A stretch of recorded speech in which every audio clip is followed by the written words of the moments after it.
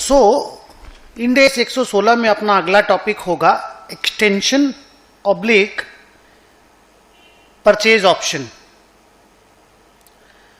अब क्या है कि 1 मिनट, थोड़ा पेन को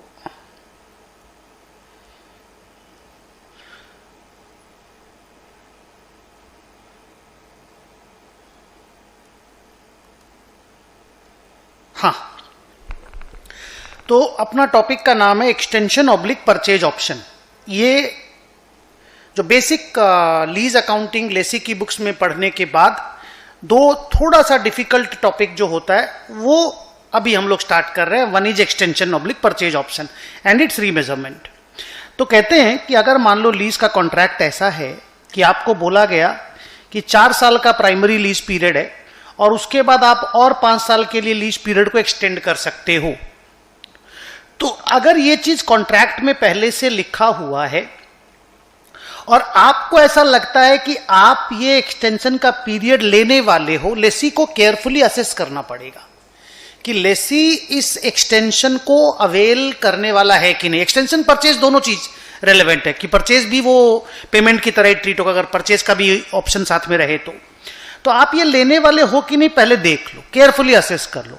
अगर आपको लगता है कि भाई आप इस ऑप्शन को, एक्सटेंशन वाला जो ऑप्शन है आप उसको एक्सरसाइज करेंगे, अगर आंसर यस है इसका, कोई भी लॉजिक के साथ, मान लो आपको लगता है कि आपका धंधा लंबा चलेगा, आपको असेट चाहिएगा, या कोई भी लॉजिक के साथ अगर आपको लगता है कि आप इस एक्सटेंशन वाले ऑप्शन को लेने वाले हो, तो फिर आप क्या करो, आप ये मत समझो 4 साल का लीज पीरियड, आप समझो 9 साल का लीज पीरियड है। एंड अकॉर्डिंगली आप अपना present value of lease payment निकाल करके लीज लायबिलिटी और आरओयू असेट लिखो।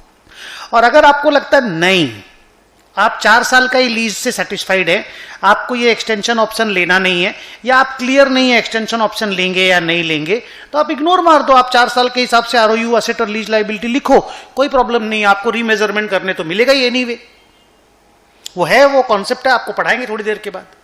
तो स्टोरी इज सिंपल। अगर लेसी को लगता है कि वो एक्सटेंशन का ऑप्शन अवेल करने वाला है तो वो उसको कंसीडर करके अकाउंटिंग करेगा, 4 साल की जगह 9 साल का पीवी निकालेगा।